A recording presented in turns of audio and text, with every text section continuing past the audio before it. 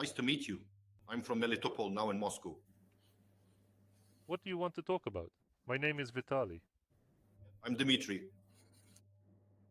Yeah, it always comes down to one thing. Even as I was saying, I understand. Actually, I am talking about history. If someone doesn't agree to discuss history, then war is the only thing left to talk about. here. Oh, speaking of history, there's a blogger from St. Petersburg. You've probably met him who sits at the Wagner Center. He knows history well. I haven't met him. Yes, he's strong on history. From your non-historian point of view? Well, from my perspective, yes. He just appeals to facts. History is such a thing, you know? History appeals to facts. Just don't start telling me about the rewriting of history. The whole point of history is its rewriting, just so you understand. Not its falsification, but rather its reinterpretation, since new facts emerge continuously. New doctrines and a new understanding of facts appear. Therefore, I implore you, if you wish to speak to me regarding the rewriting of history, then give me a specific example. How do you think is history rewritten? Well, back when I was in school, Bandera for us was considered, let's just say, a bad individual. That's what we'll call him. In what years, I'm sorry for interrupting, were you in school? I finished school in 2005. In Melitopol?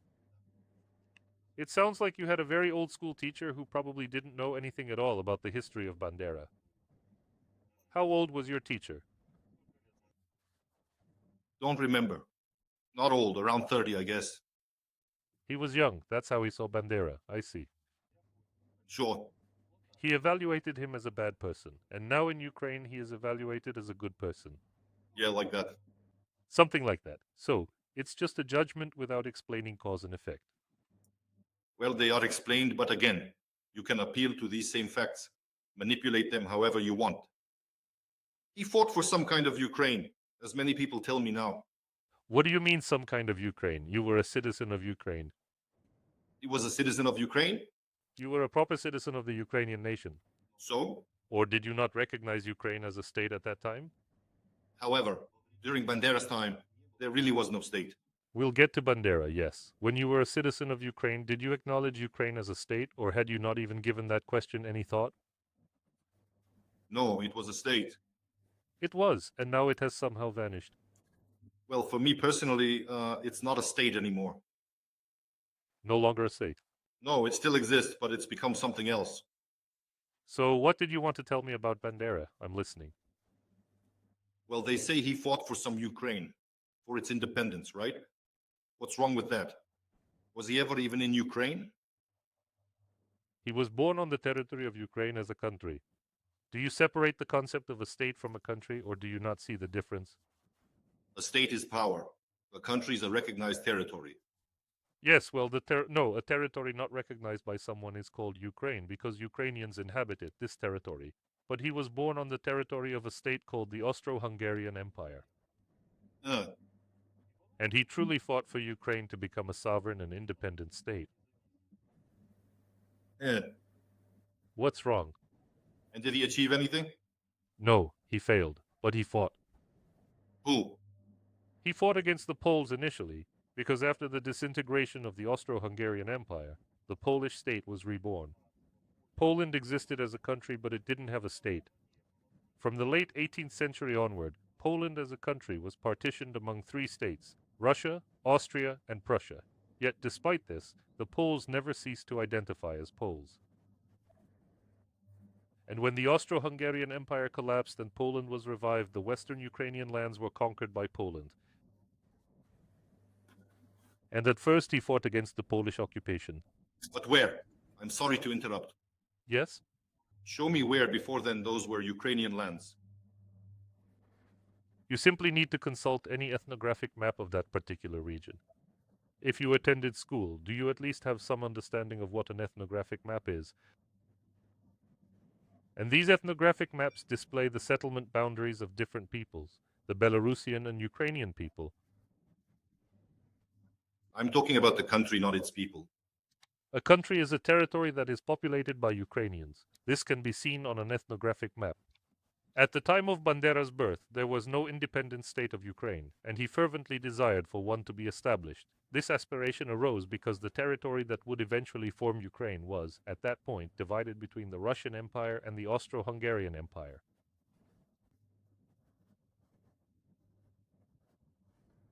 However, 3.5 million Ukrainians resided within the borders of the Austro-Hungarian Empire, and more than 10 million, I cannot recall the precise figures at this moment, were inhabitants of the Russian Empire. Is there a census? Let me Google where. The 1897 census is available, for instance. Hold on 1 second. The census. The one from the year 1897. 1897. Of the Russian Empire, and there you will discover that the term Russians actually encompasses. In the official Russian ideology of that time, the term Russians was interpreted to encompass the Great Russians, the Little Russians, and the Belarusians. Ukrainians? I'm trying to explain to you, my friend from Melitopol, that in the official Russian ideology of that era, all Eastern Slavs, specifically including Ukrainians and Belarusians, were categorized as Russians. Back then, what we now refer to as Russians were actually designated as Great Russians.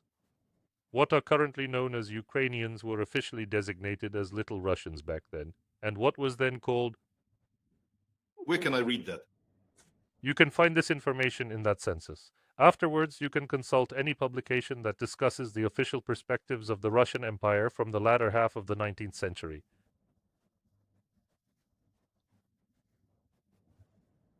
You can open any book and it will be explained to you in there. Please don't tell me your understanding of what I said. It's highly probable that you misinterpreted me significantly. Wait. Permit me, if you will, to entirely conclude my statement, my esteemed colleague from Melitopol. He is as much from Melitopol as I am from Kalosh. It's a figure of speech. They sit there with the same expression on their faces. They just sit there, and when you present them with the exact facts that they so desperately wanted... excuse me, I will be editing that word out later on. They have smiles that just never seem to leave their faces. Which shows only one thing: nothing. However, they are completely convinced they know absolutely everything. His 30-year-old teacher in Melitopol taught him that Bandera was a very bad person. However, by the year 2005, in all the school textbooks, the information was changed. In the early 2000s, Bandera was distinctly evaluated as a leader in the liberation movement, and the phrase bad person was never present. And now he's a good person? Some standard, Most likely he's just working for a few pennies and that's it. Hello, Ukrainian. Hello, Russian. How's life treating you? It would be good if your army wasn't on my territory. Why do you suppose it arrived here? I think it's because you asked for it. Can you show me the document where we asked for that?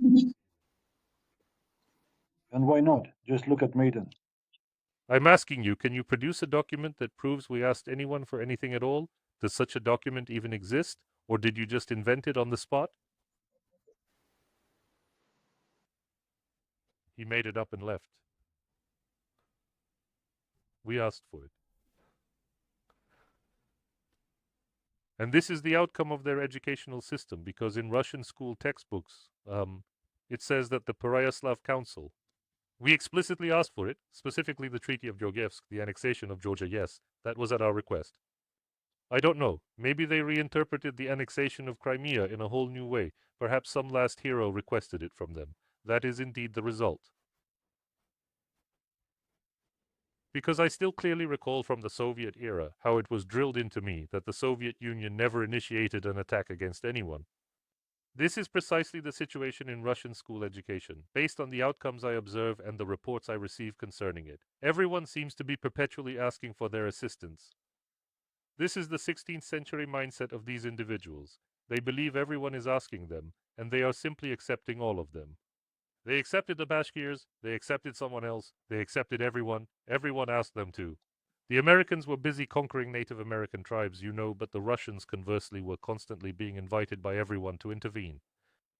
And the Russians are a multinational state, with all the tralala and the like, where all nationalities have equal rights, and so on and so forth. It's just that there are no schools that teach in their national languages. Everyone begged them, they were so sought after, it's not even funny. Hi. Good evening. What are people discussing here? Suggest a topic. I'm talking about history. Can you keep that going? Which? History. A historian? I am. You? I'm no historian, but I can play along if I know. I'm not interested in testing your high school knowledge. I'm interested in people who are interested in history. Well, excuse me then. So what's your topic? Well, I'm into different things. As a historian, I have one question for you. Not to test you, but to inquire. You are free to ask. It's just that for you it's like, wait, in Russia, you should inquire, not ask. All right, since 48. No answer. Since 48, since the blessed year of 1948, how much has Israel changed? What about its borders and their current state? It got bigger. How much? I don't know, not in percentages. Yeah, historian. And wait, so I'm supposed to calculate the percentage? Seriously? Wait, what's your specialty? Do you honestly think historians know everything, even in percentages? It's simple. A historian is interested in history. Yes, but every historian specializes in specific topics. No historian can know everything. Especially not by how much Israel's territory has changed in percentage terms. Wait, what is your profession? What's it to you? I'm military. You're a military man. Tell me then, military man, the dimensions of a Kinjal missile and its velocity. Again, there are different types of military. And there are different kinds of historians, you know. Is that so difficult to comprehend? What's your history specialty? What area? Ukrainian history, Russian history, 20th century European history? 20th century, okay. Yes, and I don't know the percentage by which the territory increased. No questions. We're done with that topic. You said it yourself. Topic's closed. I said fine. Then you're a historian. We can certainly discuss the Arab-Israeli conflict, but let's not focus on the percentage of Israel's territorial expansion. I have no more questions at this time. You named a specific topic, and I will continue with it now. Go. Since 1939, as you mentioned, you've studied history, specifically the history of the 20th century, starting from 1939. Do you believe that World War II was started by Hitler from... I believe there were two occupiers, isn't that right? Yes, that's absolutely correct. Okay, so they attacked Poland from two sides. It wasn't only Poland, no, not Poland alone. Following Poland, Hitler proceeded to conquer Denmark, Norway, and the Benelux countries. And at the same time, Stalin was also conquering parts of Romania and the Baltic countries, and he even attempted to conquer Finland. Anything else? Need anything else? The western part of Ukraine, Lviv city. Yes. Who was it gifted by? Gifted? To whom? The Ukrainian SSR. What do you mean gifted? Stalin conquered and included it by Stalin, by the Soviet army. And it was included in the... Yes, an occupier, absolutely. He's an occupier? If he's truly an occupier, then why doesn't Ukraine with goodwill just hand it over to Poland right now? Explain why. I don't know why. You can explain. If I explain why, will you listen? And promise not to interrupt. 1 minute, just 1 minute of your time. I'm accustomed to tax-related matters. A dialogue for 1 minute. The answer is simple. In 75, 33 European countries, including the USSR, signed the Helsinki Agreement. After the collapse of the Soviet Union, both independent Russia and independent Ukraine signed this Helsinki Agreement. And under these agreements, the borders as they stood in 75 and later in 91 are to be considered immutable. Regardless of whether it was an occupation or a voluntary union, the borders are inviolable. Period. And I did it in under a minute. All right, another question. In 75, Stalin wasn't recognized as a criminal, you understand? As for modern Ukraine, I'll also try to keep it to just a minute. The current Ukraine, most of its territory today, is actually composed of lands that belong to Romania, Hungary, and Slovakia. Do you understand? Which was annexed by a criminal, as Ukraine considers him a war criminal. So the territory just needs to be... No, it does not mean that, and I've already explained why. Treaties on borders and friendship were signed with each of these nations, and there is also the overarching Helsinki Agreement. That is all. But they don't apply with criminals. No, just because it was signed by a criminal doesn't mean the agreement is no longer in effect. The 1975 treaty was already signed by Brezhnev.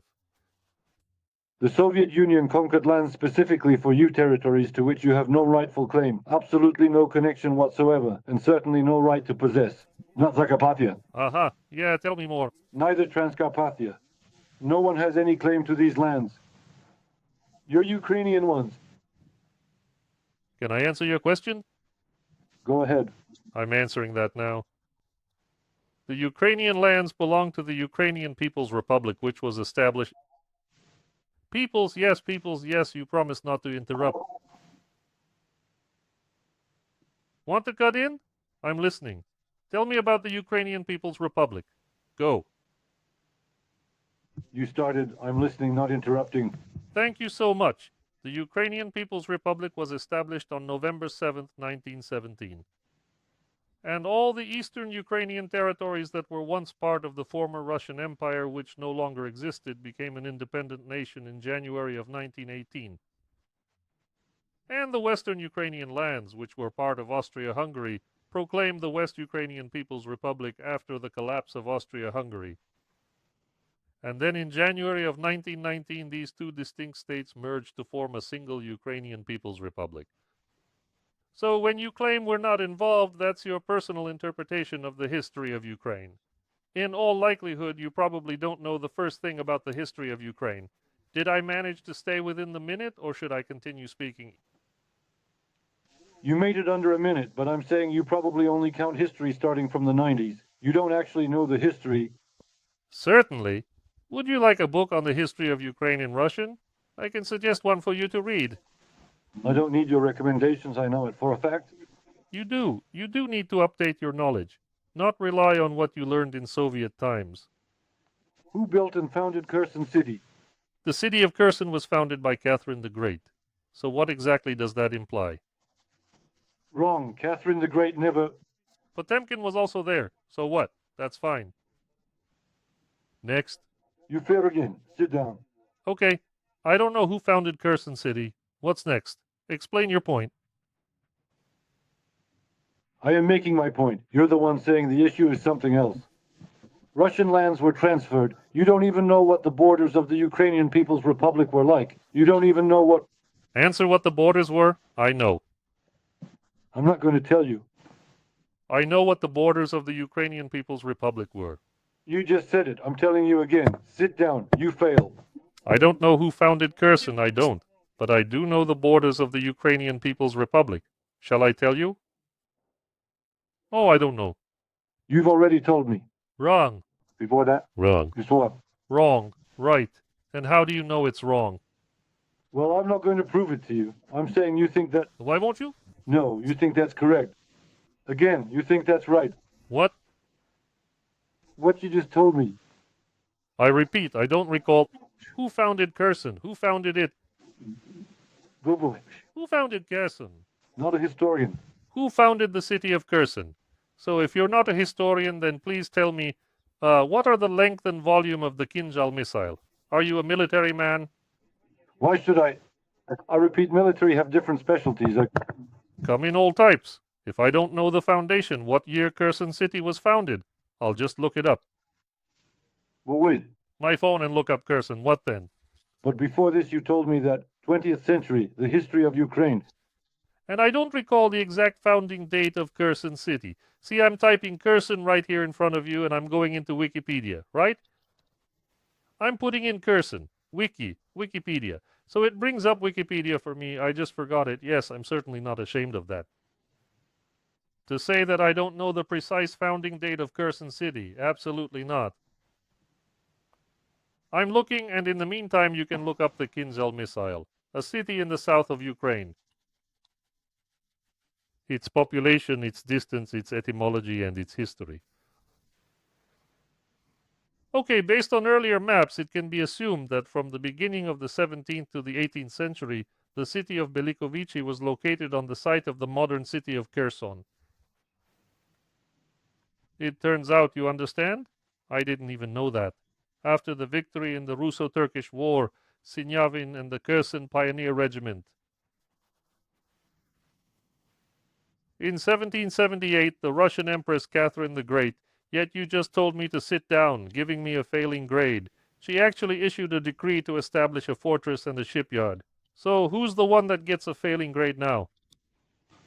Who founded it? Do you know what it's like to a decree? I don't know what you mean by founded. Who founded it? A city already existed there. So he built it, but the decree could have been given by Peter the Great. It was already there, Bebe. What was it called? I forgot. Belikovici, some kind of settlement was already there. And then Catherine the Great, who, as I mentioned, issued a decree establishing a shipyard which was subsequently named Kherson in tribute to Chersonesus Taurica. Then, what was the cradle, the founder of the city, Potemkin? Well, I simply suggested Potemkin after Catherine, saying possibly Potemkin, and you told me you get an F. So I am reading your Russian Wikipedia, and now I'm listening to your version. I've no version. You're reading. No, you don't. So you are convinced that what I stated was inaccurate? Now justify your position. You don't possess your own facts, do you? Look, I'm no historian. I won't prove anything. I told you it was Catherine the Great and Potemkin. I found Catherine the Great and Potemkin in Wikipedia for you. It says she founded it by decree. You claimed I was mistaken. You, once again. Hold on a minute, young man. You said that I was wrong. Now, what exactly is your side of the story? Do you have your own version? Well then, prove to me that I'm actually wrong. I already told you you're wrong. Then prove it. I gave you... Are you just reading that off the internet? I proved to you that both Catherine the Great and Potemkin were involved in founding the city. You said I was wrong. You get an F. Do you have any military proof? I'm telling you again, during Catherine's reign. Where is your military evidence? Well, go ahead and find another source. What should I look for? So why are you claiming that I'm incorrect? Then prove your assertion. I'm not proving anything. Fine, you won't. You're sailing on the Russian warship's course. My God, how can I, a soldier, watch this with these eyes? I'm a military man, you're wrong, and I'm supposed to prove it? Well, I'm surprised already. Actually, I was surprised for a long time, but now I've simply stopped being surprised. You are an adult, after all. Sit down and behave like you possess knowledge. So you discovered I couldn't recall the founding year of Kherson City. There was a settlement there, as is often the case. I claimed Catherine the Great and Potemkin were associated with it. Sit down, you fail. You are mistaken. You're a lion.